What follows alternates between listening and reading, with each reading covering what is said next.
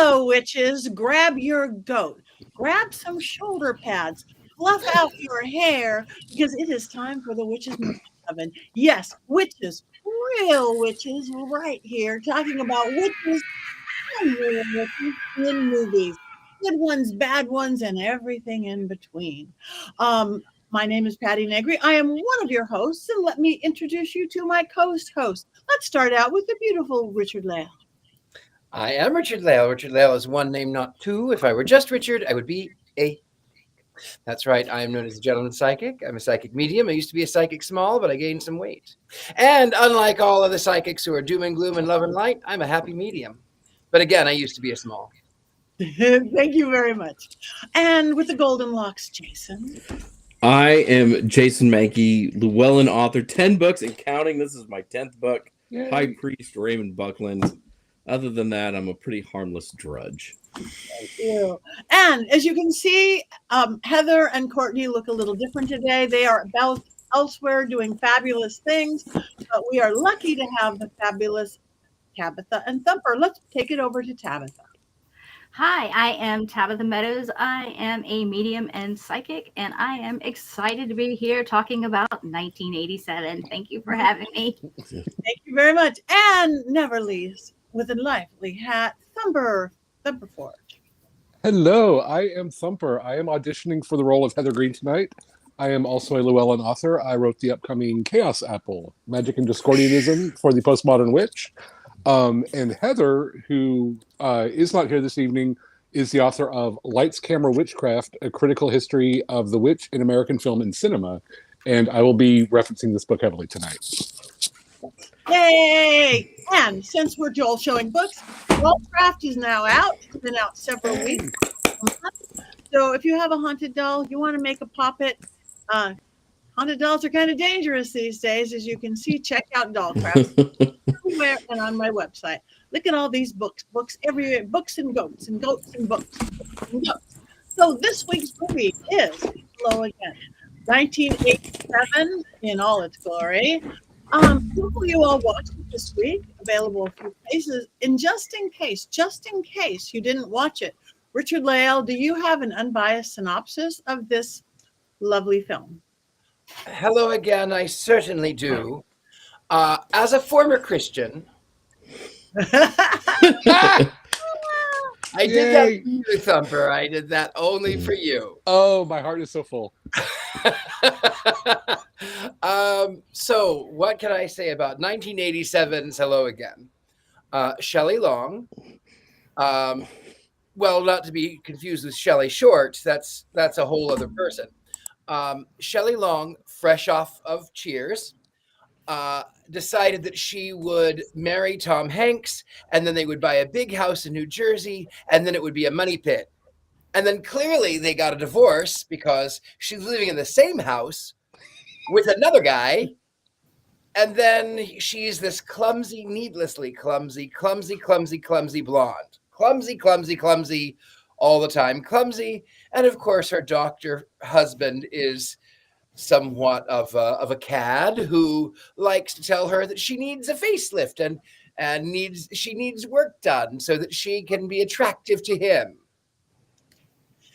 Anyway, so she goes to her sister, who is a what? A witch. Her sister's a witch, a sandwich. Her sister's a witch. And she happens to live in New York City. So she goes to her sister, and then she chokes to death on how stupendous this film is, and dies. And then as she's dying, another doctor who is not her husband doctor is trying to save her and clearly is in love with this woman who is dying. And then she dies anyway. And then 1 year later, to the day, 1 year later, her sister is not crazy. Apparently, she's a real witch and can somehow bring someone out of the grave, even though they have been embalmed and dead for a year. Like you do. As you do. And it was the 80s. She appears in corporeal form She has somehow completely risen from the grave, but not dirty. I don't know how that worked out, but she did. She rises from the grave. There is, however, one caveat. Well, she doesn't know it yet. She has to find true love. But she goes to her old house, the money pit, and instead of being Tom Cruise, I mean, what's his name? Tom Thanks. Hanks. Instead of being Tom Hanks, it's another guy who is, in a year, they have gotten rid of everything. So she goes to find where her husband lives, and she finds him in bed with her former friend. And of course, now they're married. Only a year. It was like, here, get the out. So anyway, they get remarried. He has no taste. He gives her the dog, but she has to fall in love. She doesn't know it. Sister knows it. Yes, she has to fall in love. She becomes instantly famous because now she is somehow she has escaped death or the grave or achieved immortality. Anyway, he starts falling in love with a doctor, the other doctor who was trying to save her, but now she's dead, but alive, but dead. And she falls in love with him, and he, I kid you not, lives in the apartment of Ghost. Patrick Swayze. Ghost. Just to drive home the point, you see. And then the sister falls in love with a millionaire who happens to live what I think is the Dakota building where Rosemary's Baby is filmed.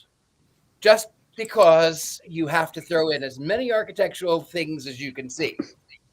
Anyway, everyone is happy in the end because they all fall in love with the people they're supposed to be with. There is some sort of the woman was exposed as a fraud. It somehow came out that Shelly Long was dead, much like the rest of the movie. But then they lived happily ever after. Photo album now. That's it.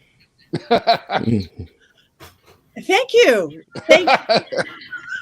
Now that we are clear on the plot line of the Money Pit, now we do not have Heather, but we do have Thumper Forge. Is there 5 more things perhaps that we need to know about this lovely 1980s film? There are, and since I'm channeling Heather, I've been asked to bring a scarf. Yes. And this is the only one I could find on short notice. It's like 6 feet long, but this is my Heather scarf. It's perfect. Thank you. It's lovely. I agree. Thank you. It was handmade for me. So the movie itself, Hello Again, was not a box office success, which in a way is kind of surprising because it had a spectacular cast. Shelley Long was starring in it. Shelley Long had just come off of Cheers, where she had played the character Diane Chambers. She was nominated for an Emmy for this role, and she won 2 Golden Globes for the role. Judith Ivey, who plays her sister Zelda, was a 2-time Tony Award winner. I remember her best as the character of CJ in the final season of Designing Women, but I think a lot of people might know her best as Keanu Reeves' mom in Devil's Advocate. Corbin Bernsen, who played her husband, he was kind of he was very beloved at the time for his role on LA Law, and he also played a major role in the Major League movie franchise. Sella Ward, who played the new wife, was herself an Academy Award winner. She had won an Academy Award for her role on the series Sisters. And then Gabriel Byrne, who has never won anything, but he's been nominated for everything, and he's been in everything. And he's both my favorite Satan and my favorite Catholic priest. Like he's brilliant, and I adore him. So those were all the key players. The movie was directed by Frank Perry, who himself had been nominated for an Academy Award for his direction of Mommy Dearest. And it was written by Susan Isaacs, who was a best-selling author. She had written a book called Compromising Positions, which she had adapted into a screenplay. And that movie also co-starred Judith Ivey. She was in that as well. Coincidentally, Compromising Positions was also about a Long Island housewife who goes on adventures. Very similar to Hello Again. So Susan Isaacs had a theme that she ran with and was and had some good luck with. The movie was distributed by Touchstone, and Touchstone was a division of Walt Disney Studios, but it wasn't like a separate entity. It was just sort of a front for Disney. In the mid to late 80s, Disney movies were not doing well at the box office overall. Disney was known for making family-friendly films and movies for kids. So anything they put out with the Disney logo on it that was rated PG-13 just didn't do well. People wanted Disney only to make family films. So they created the sort of Touchstone imprint and started putting out more adult movies. They started putting out R-rated movies. And it was kind of a scandal at one point when like general audiences realized that Disney was behind Touchstone because Disney was supposed to be so family friendly, and suddenly they were putting out these movies that weren't. Um, this movie was Shelley Long's first project after Cheers. She left Cheers. The rumors were that she left Cheers to pursue a movie career, but she already had like an extensive career before Cheers. She just wanted to do something different. And this was the first of a 3-movie contract with Touchstone. So she made Hello Again, which didn't do well at the box office. Then she did Troop Beverly Hills, which should have done well at the box office because that is, I love that movie. I love that movie my irrationally. Lord. It was like, that was like a slumber party fair movie. Like we always watched it at slumber parties. And she also made Outrageous Fortune, which co-starred Bette Midler. That one, although it got mixed reviews, was a box office success, and Bette Midler received a Golden Globe nomination. Although in interviews, she spoke of Shelley Long the way producers at Cheers spoke of Shelley Long. Apparently, she was not that easy to work with. So all that aside, Shelley Long got Shelley short. She did. She got Shelley shafted. So all that aside, this is a good time to talk about the Satanic Panic, which I put far too much effort into explaining to Gen Zers on TikTok that this actually happened. But the Satanic Panic was a period from the early 80s through the early 2000s where people genuinely believed that there was this international cabal of Satanists who were kidnapping children and performing ritual sacrifices. And like my mom, who was a lovely, very sane woman, wouldn't let our cat outside on Halloween because the Satanists would get it. Like it was just understood that there were Satanists everywhere. Because they were eating the cats, they were eating the dogs. No. They were eating the people who lived there. Yes. So movies at this time, especially as the Satanic Panic was really taking hold, there was a resurgence of movies about witches, but witches were portrayed in very specific ways. With one or two notable exceptions, they were almost always women, because if you let women think for themselves, there will be witchcraft and dancing. So they had to be portrayed as women. They were either portrayed as satanic or monstrous, or as objects of ridicule. Or like in the case of Hocus Pocus, they were both. They were these bumbling satanic witches. And it was important to show witches as objects of ridicule, specifically because it was a way to make fun of the New Age movement.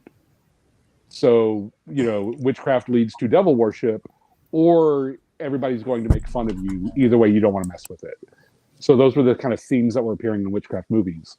And Zelda was very much on that bumbling side of things. She was an object of ridicule in the movie. Yeah, she resurrected her sister, which was quite the feat. But she was also portrayed as very over the top, bumbling in her own right, very oblivious to the reactions of people around her. She would say and do things and everybody would cringe and she wouldn't notice it.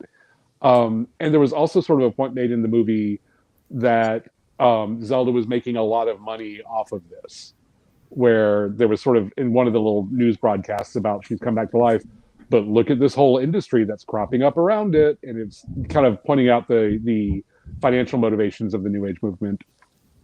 But when it comes to Zelda, what I really want to talk about is her as an archetype. And this comes directly out of Heather's book, Lights, Camera, Witchcraft. Zelda is what's called a clown witch. And a clown witch, throughout literature or in movies and film, they're always dressed in very, usually kind of oversized clothing, big poofy sleeves, big bell collars, to really give off the more of the impression of a clown than a villain. Clown witches are generally not villains, or not villainous, even if they are the bad guy. because they are there to entertain rather than frighten. And if you think of like Endora from Bewitched, or Aunt Queenie from Bell Book and Candle, which we've talked about on this show, um, they cause a lot of problems and they act as foils for the main characters, but they're ultimately kind of harmless, or at least their hearts are in the right places. They're just there to entertain. And Zelda, with she had the flamboyant clothes, she had the big red curly hair, which Heather points out in her book is reminiscent of a big clown wig. So even though Zelda was there to sort of make a negative point about the New Age industry and about witchcraft in general, she was also very much carrying on a fine art typical tradition. So in that respect, I liked her quite a bit. And those are 5-ish things you need to know. Thank you. That was good. Thank you very much. Okay. That magical child. So Boom. wow, very cool. Is it still there? No. It closed, I think, in the late 90s, but it outlasted its owner, Herman Slater, by almost a decade, I think. And I think there's a mail order business now called Magical Child that uses some of the same formulas of the store. But that was a big deal, like in witch history. That and the Warlock Shop, which is its predecessor, Witch History. What? Witch history. Witches. Oh. Every week. Richard-Lael is sharp tonight. Jason is less sharp tonight. Yeah. Okay, so let's talk about the movie. It was so 80s. That white dress, I had it. I had it. All those layers. I had the shoes. I had the fringe. I had the gauntlets on her arms, the gauntlet gloves. I had it. And you kind of had to. So it was really hard to watch this film, except for I had like a little memory lane back to the 1980s. And with Zelda, I was a seeker, and I discovered spirituality through Shirley MacLaine. Mm-hmm. And Zelda was Shirley MacLaine. And it was like, I remember seeing her live in Beverly Hills. She was at a theater in Beverly Hills doing her out on a limb tour or something like that. And I found the truth. It's Shirley MacLaine. Yes. And that was my intro into the whole New Age thing, and spirituality raised completely without it. I soon took a left turn once I went to a Long Beach Women's Spirit, Wiccan gathering, I think. And because it was a little too pastel-y for me, the whole Shirley MacLaine thing, just a little too pastel-y. But it was my starting point. So I really had fun watching Zelda. But I didn't know anything about the film when I watched it. I never do. I'd never seen it before. I just kept thinking this had to be a made-for-television movie. Yes. I've never seen anything so rough in life. The dialogue, the acting, the movement. It's like, this has got to be a Hallmark movie that's made for Saturday afternoons or something. Yeah. We recognize these people. We mostly recognize them from television, so it's a TV movie. But the longer I watched, the harder it really got. I liked Shelly Long in The Money Pit. I liked her in Cheers. This movie, I cringed every word she said, every bad fake fall and trip and clumsy moment. I was like hiding, like when animals are things. At least no animals died. So that. There was a charbroiled fish. There was. Well, it was already cooked though. It was already cooked. And there was a Korean chicken ball. A chicken did die to make the Korean chicken ball. Korean chicken That's ball. true. Okay. I'm not that bad. I'm that bad, but I'm not that bad. I didn't have to hide my eyes anywhere except when anybody talked in the dialogue throughout the film. But it was definitely 80s fun. The party clothes, the everything, what they thought was the upper society thing. I was on the Love Boat in the 80s. That was my weird television world. It was goofy. Critics really, the consensus among critics was that it was a high concept movie, but with sitcom dialogue.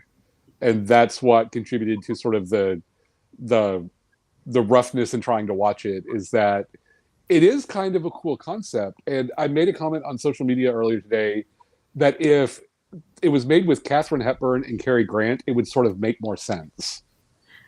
Like I can picture this as like in a very Bringing Up Baby kind of way. But setting it in the 80s and then having kind of the what's the word I'm looking for? Not rough dialogue, but just the awkwardness of the dialogue, the lack of emotion, it did feel very made for TV. And granted, it was a vehicle for a lot of big TV stars, but it didn't translate to the big screen as well. Thumper, though, there's a difference between this movie and sitcoms. A lot of sitcoms in that era were funny. This movie was not funny, and you could see it throwing out one-liners and trying to be funny. Yeah. And every time it did, it was like, groan. This is not a good joke. This is just bad. I did think the scene at the end where Shelley Long starts pretending to channel the dead husband, I thought that was funny. I got a big kick out of that. But at that point, it was also close to the end, so I was happy. I think this film was a great concept. I think that it could have been about an hour and 20 minutes shorter. Starring Shelley Long, rolled in credits. I will say I loved the magic aspect of it. So the bumbling clown witch summons her sister from the dead from this old grimoire. And then to make certain that nobody out there in the world tries to summon someone from the dead in a bad 1980s dress, they have to go, it's all of the, I summon you, hudja budja huda, speaking in tongues. And then they say, oh, but it only works if it's 1 year from your death and you're really, really loved and you died before you were supposed to, and that the planetary alignments are all in the same. The moon, the earth, and the dog star. Serious. It's a very serious spell. I will tell you, it deterred me. I have been deterred from trying to use that spell. I thought it was weird that when she came back, she was wearing the dress that when she tried it on, everybody was like, oh, that dress is beautiful. She's like, it's not me, it's not me. And then she came. Did they bury her in that dress? Yeah, they did. They buried her in that dress. Oh, that's not kind. Well, it was the wife. It was the new wife who was sort of being vindictive. She the entire time is telling her, "Oh, you're not attractive enough. Your husband will leave you. Your husband is going to leave you." Meanwhile, she had to have been having an affair at that point because. Yeah. I must have looked down or passed out for a second because I didn't realize that they had actually put her in that dress for the funeral. It was easy to do. It was easy to pass out for any amount of it. But yeah, they buried her in the dress, and they did so just because they knew it wasn't her. Yeah. And nobody actually cared. The husband didn't care. The son, I guess, might have cared, but at the same time. Although at that point in the movie, it was really made clear that everybody else's opinion of her was more important than her opinion. And I did like I can see that.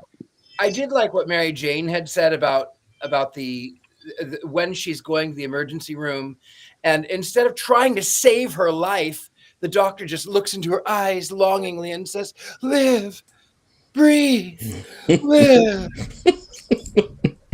Like, what is that? Yes, stop saying that and do CPR, you dumb. Okay, I'm not a doctor.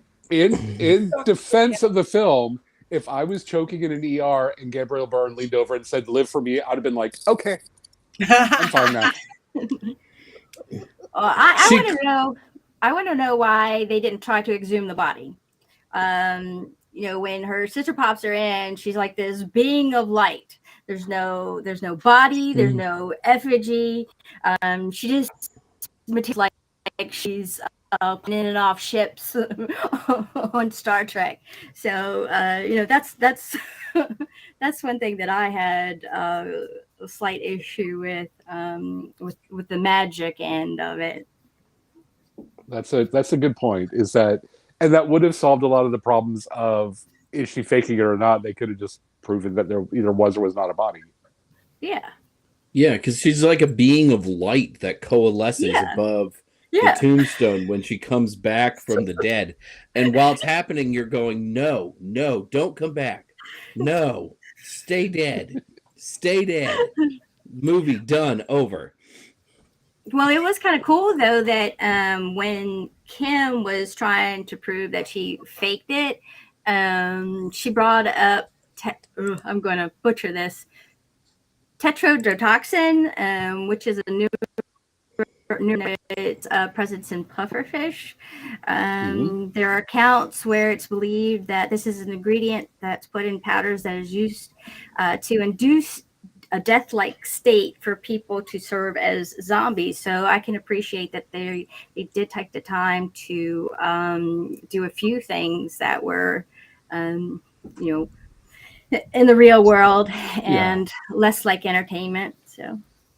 Although that's something I didn't catch earlier when you pointed that out, because that actually popped up in last week's movie as well with the the Datura, but bringing in like the zombie element into the movie is also kind of ties into the Satanic Panic idea of magic from people of color is inherently evil.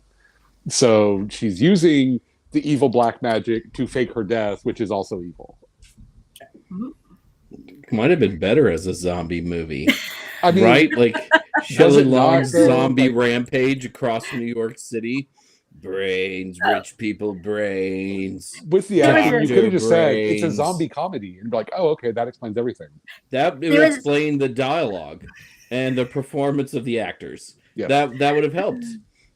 There was another thing that I wanted to talk about. Oh God, Trip Beverly Hills. Oh no. Make it go away. Stop. When Lucy is about to choke on the piece of food, her sister said that she had a purple aura about her. Well, purple is a high vibrating color, so it wouldn't have been a death color. So I wanted to kind of clear that up a little bit too.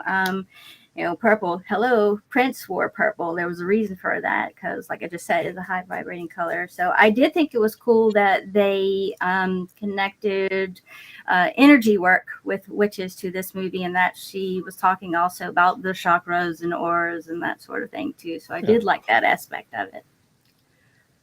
And who let the sister in the ER while the sister is dying, and she's got all of her bells. Oh, the body. She's working her energy. Come on. That would have never happened. Actually, the character I liked was the goofy billionaire guy. Yes. Yeah. Yes, he was wonderful. I didn't cringe when he spoke. He was fun. He was a character I bought into. Yeah. He liked Zelda for Zelda. Yeah. And they fell in love instantly in 20 seconds. Like they just looked at one another and were like, you are a kooky new age witch and I'm a billionaire. We should be in love. Right? Yeah. Didn't it just warm your heart? Didn't it warm your heart? It did. Linear time was such an illusion in this movie though. Like, well, no. That's love on a quantum level. That's real life too. You're no matter where your other part is, you're always connected to them. So there's some truth. There's some science in that. There is some science in that. Like when Jason and I met for the first time. It was a pretty lovely meeting. That's for sure. It was. I snuck up behind him and screamed Jason Mankey, my old nemesis. He did. And he screamed my mortal enemy, and then we embraced. Yeah. Like you do. The wands came out. Oh. That was later in private. I did think it was funny that when Stella Ward's character had the press conference where she was like, she's faked it, she's used zombie toxins to do this, and Shelley Long's character, of course, just sort of said, I have nothing to say.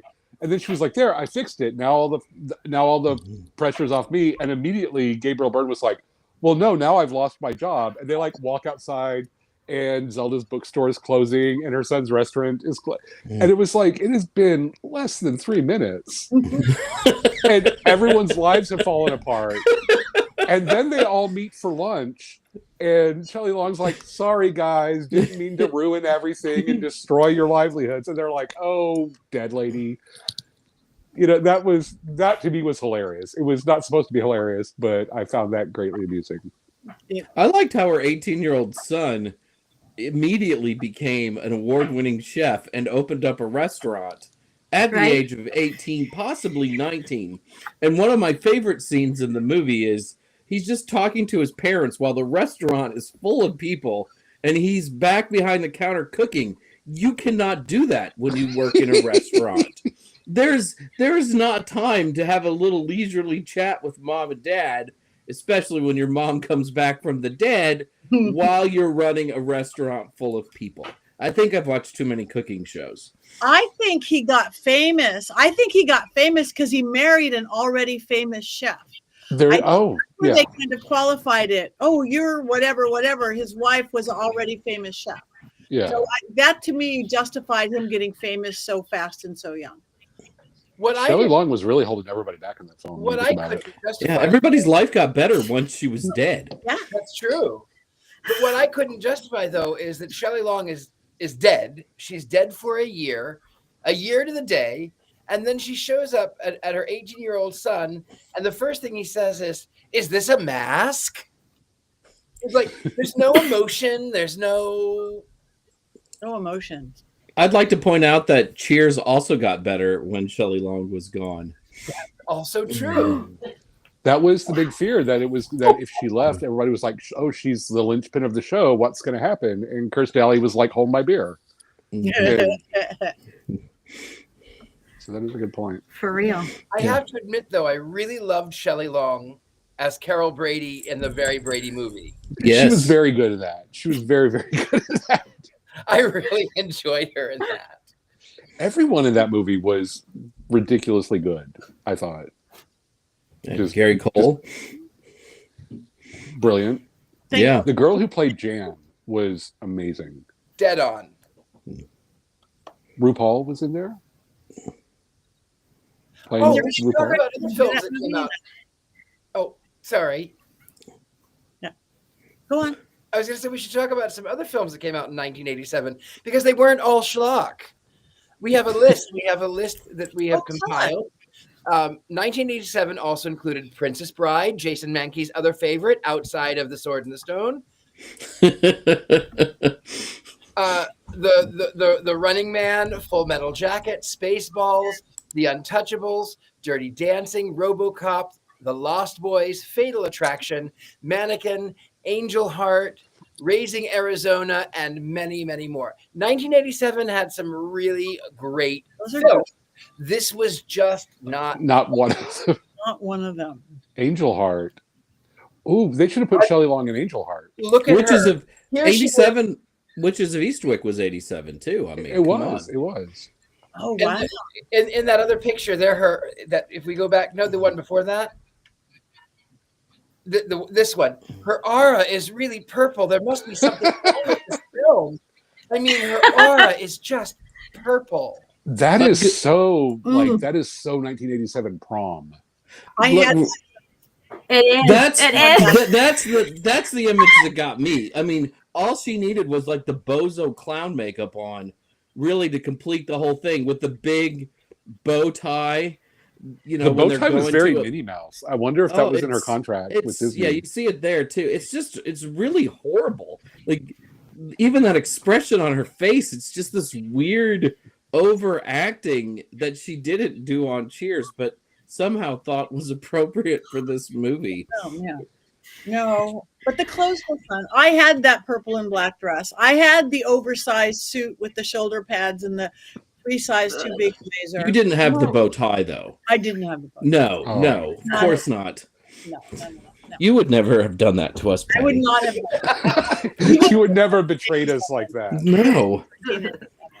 Oh, Calvin mentioned the 1987 movie, The Lost Boys. That is my quintessential 80s movie. Mine too. That and Dracula is 2 of my top 3 movies of all time. Yeah. I love that movie. Do you know the conspiracy theory about the grandfather in The Lost Boys? No. Tell me. He's a vampire. He doesn't kill people. That's why he's into taxidermy. So he has a fresh source of blood. And that's why nothing surprises him. And at the end, he's like, if there's anything about this town I don't like, it's all the vampires. Because he is one of them. I like that theory. Which I've watched it a million times. It's one of my favorites too. Oh, yeah, absolutely. As a rule, in the vampire community, it is one of the favorites. It's Yes. Twilight is not. What was that? I'm sorry, Patty. What was not? Not. Twilight. Twilight. Oh. Yes. You don't like 35-year-old high schoolers who sparkle? That was a big, huge debate back about when True Blood was out. There was always a debate between True Blood and Twilight. And if you were a fan of True Blood, you could not stand Twilight. And people would go at it for hours over to those two, the movie and those TV shows. But man, vampires definitely have a strong following. Yes. I had a coven mate who called me one day and she was like, "Oh, my daughter wants to read the Twilight books and I just need to make sure they're age appropriate. So now I have to read the Twilight books." And I'm just not looking forward to this. And she called me like a week later and she was like, "And Bella can't decide between Edward or the werewolf. And I just don't know who's she going to pick. It's fair." How about both? You're banished. You're vanquished. You're dead to me. No. Mm-mm. I have to admit, I have never seen Twilight. I have never seen True Blood. Good calls. Oh, And I will calls. not. oh, I will not. oh my gosh. Nelson. Mandela? No, Alex. He played Lafayette in True Blood. Yeah. And his passing just came up. I don't know. I would give it a try, Richard-Lael, for Lafayette's character. maybe I loved it. I would say just the first love couple of him. seasons. Just the first couple of yeah, seasons. yeah. Agreed. Lafayette- Agreed. True Blood, I'll give True Blood a chance, only if I can perform that ritual from tonight's show. I call to thee, True Blood. Shaka, Goldie Dawn.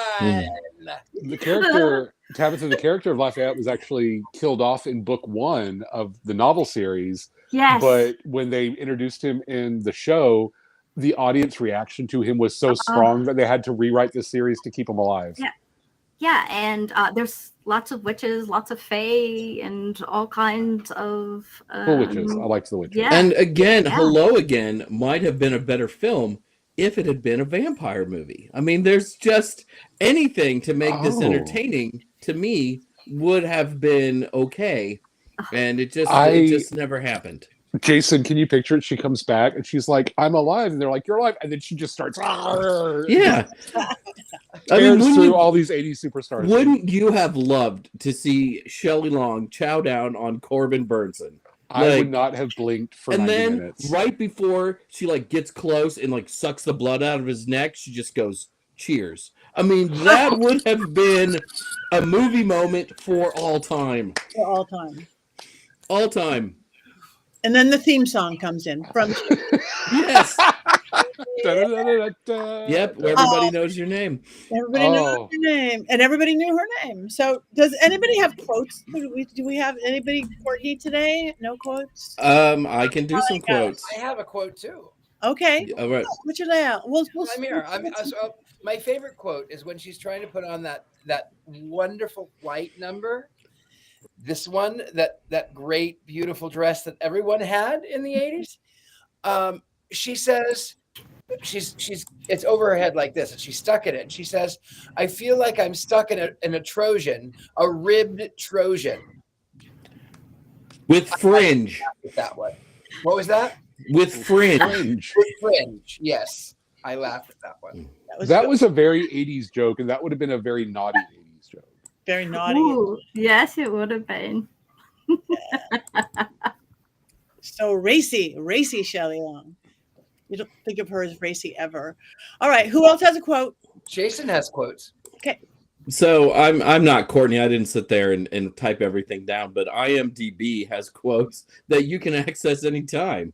And some of those are the ones that I remember from the movie, like when the Irish doctor says to Shelly Long, he goes, "Are you trying to get me to fall in love with the dog and then with you?" And I think it was supposed to be funny, and of course it wasn't. Zelda's eating meat but being upset about a fly has already been talked about in the chat, but the line is, "You just killed a transmigrating soul. I mean, that could have been Beethoven, Botticelli, Jack Benny." I don't know. Like, was she like a borscht comedian somewhere? It's really strange. And then the Lacey character, the conniving one, Cella Ward played her, right? She goes, "Of course. What do you get married for? Love? Love lasts 6-8 months tops. Money is forever." Let's see. Oh, and then this was like the worst joke in the entire movie. So Shelly Long's talking. "Of course, he may not be too thrilled to hear how her third husband died." And then the husband, "During? No, just after. According to Kim, he came and went." Ha ha ha ha ha. Gracie. Yeah. That was the one that I remember, I think, the most. Like, that was just terrible. I think I immediately blocked that one out. Like, I remember everything right before and right after the joke, and my brain just kind of went, "Nope, we're not paying attention to that one." You should never help a human being who makes his living suctioning thigh fat. Yeah, that's it. Those are the only quotes worth repeating. Here's my thoughts on the acting in this movie. There was a line about talking to Gabriel Byrne's character. They said, "Well, tell me where did you come from?" He's like, "Oh, I grew up in Ireland." And I was like, "Oh yeah, I can hear he's trying to do like a bad Irish accent." I did not know Gabriel Byrne was actually Irish. Yeah, I was just gonna say, isn't he Irish? And I was like, "Well, fake that accent a little worse, Gabriel Byrne." I think he was trying to fake an American accent for a while, but it was so bad. They probably had to go back and add a line that he was trying to fake an Irish accent or something. Maybe that or was something. It. Yeah. Or he just sort of given up early on. And they're like, make him say that he's Irish because he's not trying anymore. Well, yeah. I mean, if you were employed on this film, how hard would you try? I'd just be hanging at the craft services table the entire time, I think. Yeah. I would be in the writer's room going, "Or vampires." Zombies, vampires, go. All right. Jason, do we have a Mankey movie minute or moment? We do, of course, but we have 18 minutes of show left. I mean, I feel like we have to dunk on this movie for at least 3 or 4 more minutes. Okay. Right? We're just going to have a lot of awkward silence at the end, aren't we? We can keep dunking on the movie after the minute. Okay. All right. As long as we have more time to dunk on the movie. We can. I mean, we can dunk, but maybe we need a Mankey mini moment. All right. Like a palate cleanser. Yeah, here we go. All right, we got one. Let's do it. Let's go back in time to the 1980s. It was a time of big shoulder pads and women's clothes, and a time for even bigger hair. It was also a time when TV networks aired movies made for television, usually starring performers from their network dramas and sitcoms. I'm talking about performers like Shelley Long, who played Diane on the hit TV show Cheers, and Corbin Bernsen, who was on LA Law. Most of these movies were pretty cheesy with crappy synthy background music and formulaic plots. Oh, you're telling me that Hello Again was filmed for movie theaters? What the? This turd has Movie of the Week written all over it. After a few minutes of watching this monstrosity last night, my wife looked at me and said, "Is Heather Green mad at you? She picks these movies, right?" And I said, "I don't think she's mad at me, but maybe Heather is not going to be on the show tomorrow night, so maybe she is doing this just to be mean to us. I feel like that's the only reason she could have wanted us to see this film." Hello Again isn't even like Ouija Shark or The Killing Tree, movies that are intentionally bad and everyone knows will be douche canoes before the opening title sequence even begins. Someone somewhere decided to invest in Hello Again and spend money on it. I've mentioned before in some of these moments that cocaine was very popular in the 80s, and this movie is another example of that. There are a lot of rather well-known actors in this movie, the most famous, of course, being Shelley Long. Did you know that Shelley Long left Cheers to star in this slop? This movie and her follow-up film, Troop Beverly Hills, basically killed her movie career before it even started. After those two films, she joined the Witness Protection Program and didn't resurface until 1995's The Brady Bunch movie. Life is full of regrets, but it's usually not filled with this many absolutely cringe-inducing films. And oh, this movie is cringy. Did you know that Long's character Lucy is a klutz? That point is made 24 times in this movie in the most uncomfortable ways possible. If you thought The Office was difficult to watch, or Curb Your Enthusiasm, they have nothing on this film.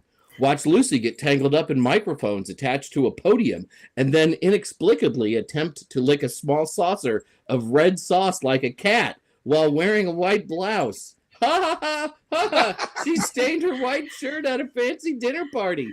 Oh, the comedy here is so sharp. It's like the dullest butter knife in your drawer, but somehow even duller than that.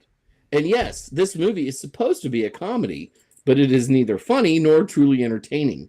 The film's climax might be the dumbest thing ever captured on film, and I've watched Your Highness twice. 2 times. Oh, and the post-credit scenes in the movie. They were trying to set up a whole Hello Again world decades before the Marvel Universe. But that post-credit scene, all those couples who hooked up and fell in love after knowing each other for all of 30 seconds, and they're all shown holding babies. If you want to have kids, go right ahead. But the inferences were, if you don't have kids, you aren't a real couple, and a woman's value lies in her ability to reproduce. My response to that are 2 raised fingers emanating from the middle of my hand. Irish actor Gabriel Byrne, who plays the doctor Long's character Lucy falls in love with, says that Hello Again nearly made him quit acting. I believe it, because Hello Again made me want to quit watching movies. Oh, well done. Brilliant. Brilliant. Did you, in the credits, did y'all see all the handlers for Shelley Long in the movie? Mrs. Long's hair. Mrs. Yes. Long. You saw that, Jason? Oh, yeah. I am dedicated to this show, and I watch these movies, no matter how bad they are, until the very bitter end, which is why I saw the credits for the actors repeat 5 times in Ouija Shark. I didn't realize there was a post-credit scene. Was it just pictures, or was it it's like the pictures? Yeah. Oh, okay. Yeah. Oh, it's a photo book. Yeah. I will say that the reason that they were having babies, they were shown holding babies, is because they finally embraced their satanic witchcraft and decided to be like me, who loves babies but can never finish a whole one. That's how the son got his restaurant reopened.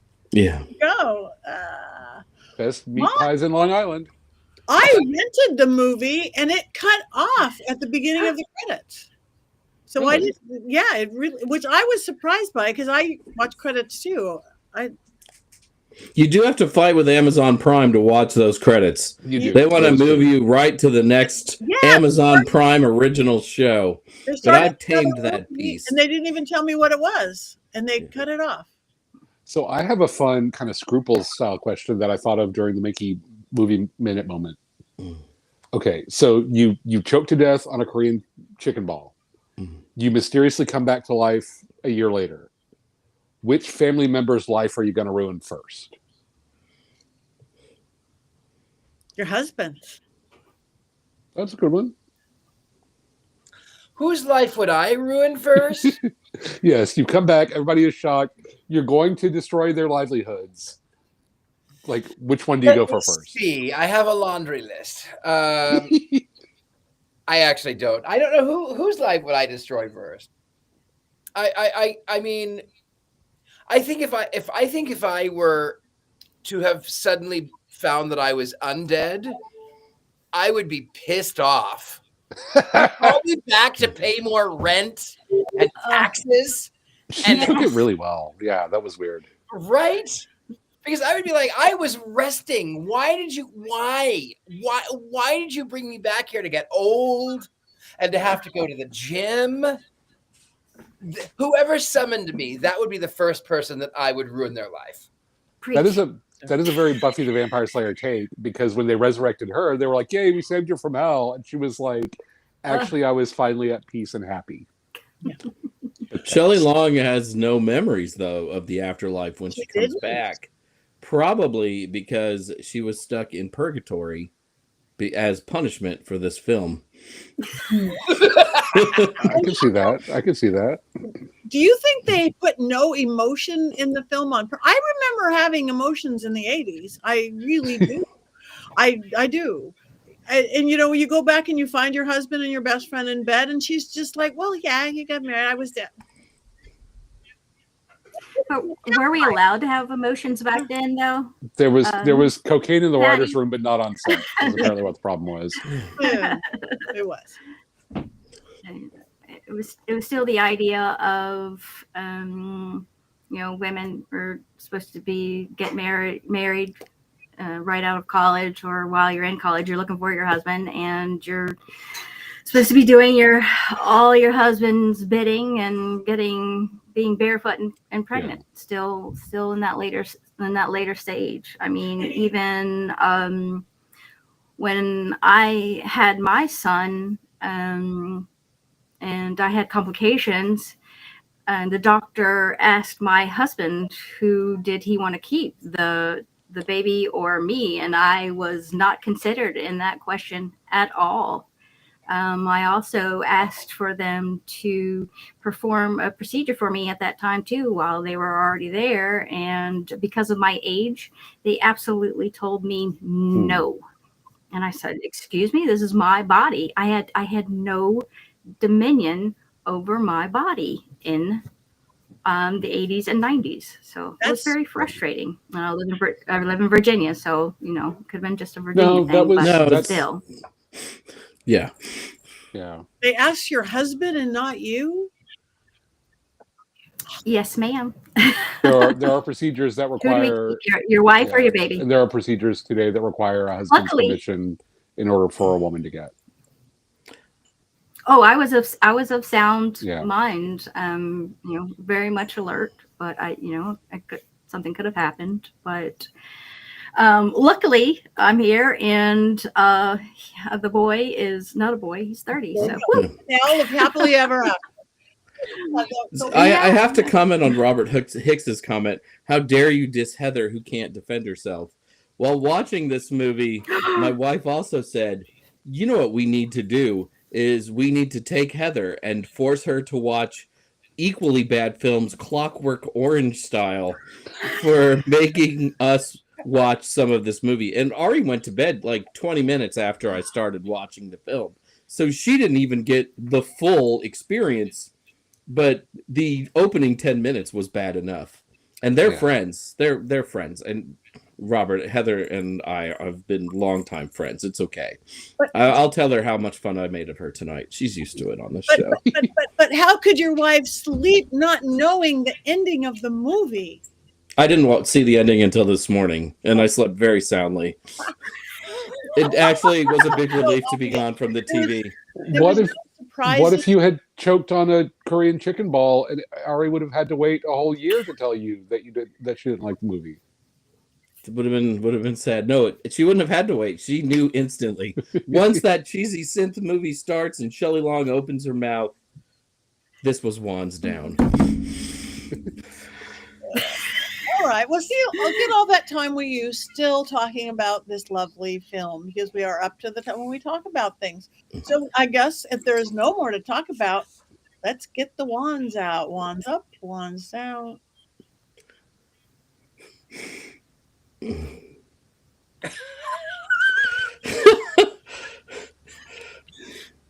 Thumpers is up. Thumpers is up. I sat through the whole thing and was like, wow, this is trash. And then I got to the end and I was like, I really kind of enjoyed it. And I feel bad about that. Don't feel bad. I think honestly, because it did remind me I felt like it was a very 1980s attempt to sort of capture the magic of a movie from 1938. I feel like with the right enhancements to my brain, i.e., not being sober, and a bunch of friends on the couch, this could be a lot of fun. But watching it, sober without friends dunking on it with me made it a less fun experience. Okay. Is that fair? I think that's very fair. I love that. So yay, wands up for you, Thumper, and wands are almost up for you, Tabitha. Yeah, I can appreciate it for what I just love 80s movies, so I could appreciate it for what it was. It was just it was entertainment. It was 80s entertainment, and I do remember watching it back then. Okay, so we are looking at the chat room. We got wands up. We got wands up, horns up. We got I am digging a hole with my that is one of the best quotes in the history of this show. That is one of the best, right? Yes. So, and we got a thank you, Thumper. So yes, he's standing up for himself. I wanted to like it. Again, I love the 80s. I love the clothes. I love the weird thing. I just still think they should have had emotion. I think what if she would have went off when all these things happening? See Shelly Long actually act and not just pretend to fall down. There could have been so much. So much. This is true. I think she did act a little bit when she was channeling channeling the husband of Holy Ken. crap, that was uncomfortable. And how would anybody buy that as a thing? And how would you concoct that plan thinking, you know what? I should pretend to be her dead husband. That will solve all of our problems, said no one ever. Right? I mean, listen, I had an idea, and it's cruel, and I think you're going to be in. Next time, if you and I ever end up back at Witch Fest in Austin or anywhere that we're together, I think there needs to be drinks involved for you. There needs to be an audience. I think it should be you, me, and John Beckett. And right before the movie starts, we say, "Now, John, this is one of our favorite movies of all time." Yes. And then we pour cocktails into him and make him try not to say anything about it. I think this would be like we could cry at certain moments, like when she dies on the Korean chicken ball. He came from Ireland. He came from poverty to become this search. It's just they're soulmates. That's why they're looking at each other that way right now. The bookstore's closing. Shelly Long, what have you done? The stereotypes. Oh my God. All right. So we got 2 minutes left. We're going to cackle soon. Does anybody have anything coming up they want to talk about? Yes, I do. Go. First of all, next week, Doctor Strange with Chad Hatter. Also, if you've made it this far and you have not clicked the like and subscribe button, do so now. It's free. We know you want to do it. And also it helps us out in the algorithms and, all of that stuff that YouTubers do. So that's what I have coming up. Also, I am supposed to be going to Scotland next year. It may be postponed, but right now that is still the plan. So, tracelesstours.com and then /Sacred Tours. That's me. Anyway, I'm easy to be found. Thank you. Yes, please like us. Tell your friends. She likes me. She really likes me. Anybody else got anything coming up? I'm going to be on the East Coast in August, and I'm usually not on the East Coast. I'm going to be at the Free Spirit Gathering outside of Baltimore, Maryland. And then the next week, I'm going to be at the Harvest Fest in Connecticut, not too far from New Haven. So if you're in the area, it would be great to see you. Thank you. And subscribe. You should do like all the YouTubers. Subscribe. Hit like and subscribe. Okay. Anybody else? I will in November I will be at October's in Cleveland, Ohio for the launch of the Chaos Apple. And in the meantime, you can find me at all of the social medias, specifically TikTok, where I am very droll and witty, at Fivefold Law. And you can also find me at Patheos Pagan, writing the blog Fivefold Law. Beautiful. Thank you. Tabitha? I don't have anything coming up until the fall, but you can find me for private readings at Tabitha Meadows at travelerslight.life. Thank you very much. All right. Anybody who's going to be in San Diego at Comic-Con next week, I am going to be speaking at Comic-Con on a channel called Witches After Dark. Witches of the East and West. There's 3 East Coast witches and me from the West. And so I'm really excited because I finally get to go to Comic-Con because I'm speaking at it. And then I've got events coming up all over the place, starting with an old opera house in Ohio. And then I'm doing Maine Horror and Paracon and all sorts of fun things. So besides liking us and filming it here, go to our personal pages and like us and follow us, our Instagram, our TikTok, because we need it. That's it. And it's 7:00. So we have one more thing to do. We could do the 1980s spell, or we could cackle. I think we cackle. I think we can. You guys never vote for singing. You never vote for anything. We sang Ouija Shark. We sang for Ouija Shark.